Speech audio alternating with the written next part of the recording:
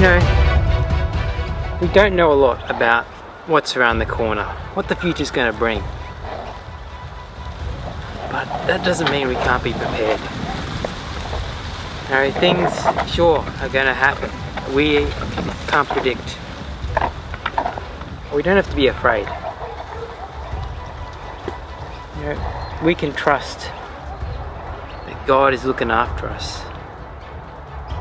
If we know God, if we're walking with Him, He knows what's ahead. We can feel a peace about whatever's going to come our way.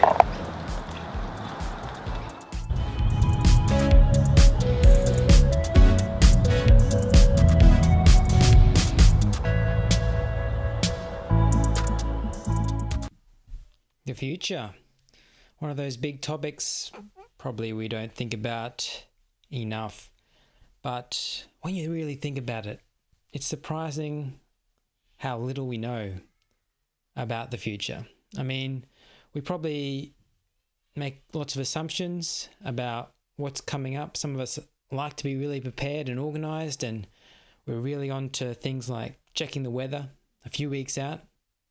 But even then, like the cold snap this morning took me by surprise. But I think the future is something that, if we do think about it a lot, has the potential to make us feel worried, anxious. You know, health things, you can get worried about the situation at the moment with COVID. We make predictions, we try and see what other people think, but really, we're not sure. And I think that's something that we've got to live with. We're never actually going to know. We can know about the past, we can know about the present, but the future, that's sort of hidden from us, if you like. It is a bit like walking down a path with a mask on. We know what's around us in the immediate time frame, but what's ahead, we can only guess. So what we're going to look at today, continuing on from previous weeks. Last week we looked at a bit of what happens when we don't know, what happens when what we expect to happen doesn't happen. Particularly when we feel like God's promised something will happen and it doesn't happen the way we think. We continue on with that theme, moving to the New Testament now.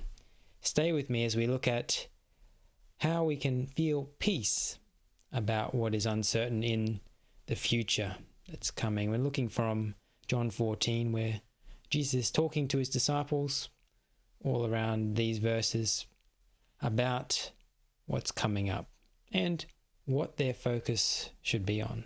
So let's have a look. Interested to know what you think. As always, leave a comment. Judas, not Judas Iscariot, but the other one with that name, said to him, "Lord, why are you going to reveal yourself only to us and not to the world at large?"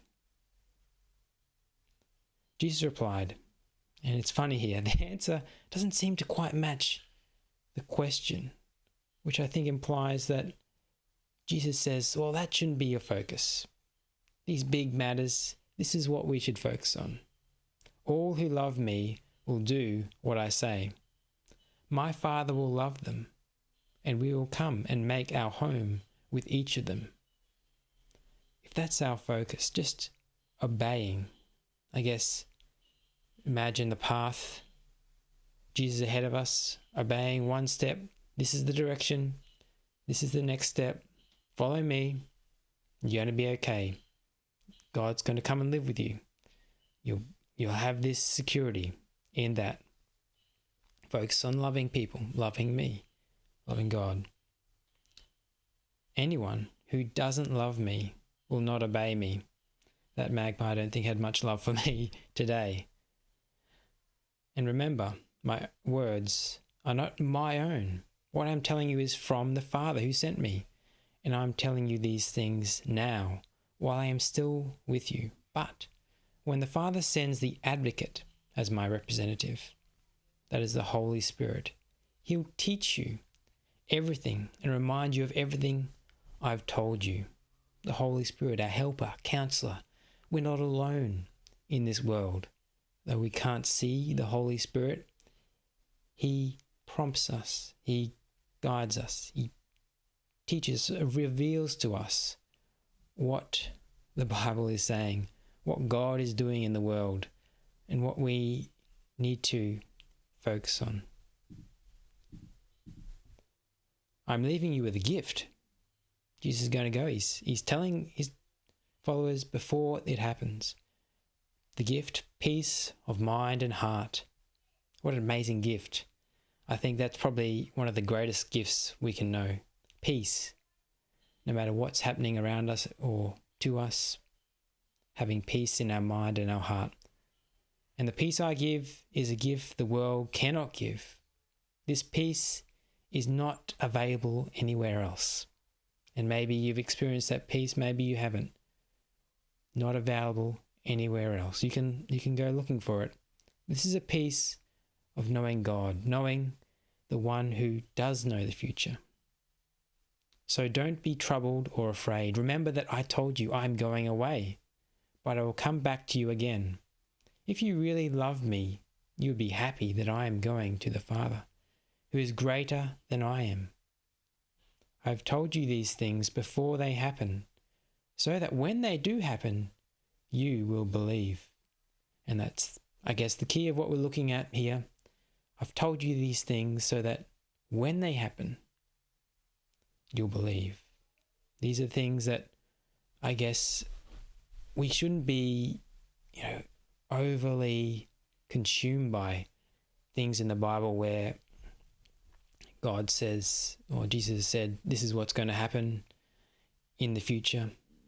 No, we don't really understand how it will look, even with these words, but it's when they actually happen and we see them happening, we realize, well, this is what Jesus was talking about as the Holy Spirit reveals. We don't need to be consumed with trying to work it out ahead of time.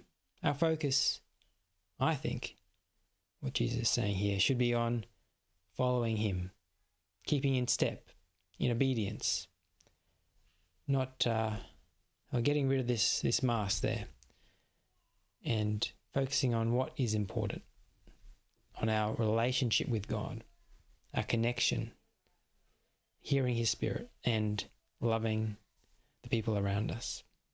I think when we do that, we can experience that peace without knowing what's ahead.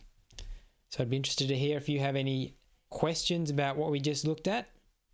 I'll definitely endeavour to answer them the best I can, or find an answer for you if you leave that in the comments. But thank you for watching, and I'll see you again. And if you're willing, a live discussion on Tuesday nights at 7:30 p.m. Be great to converse about these deeper issues. And check out our new podcast too. It's at the bottom of our homepage on our website. New podcast, and dealing with these sort of deeper questions if you're interested. All right, see you next time.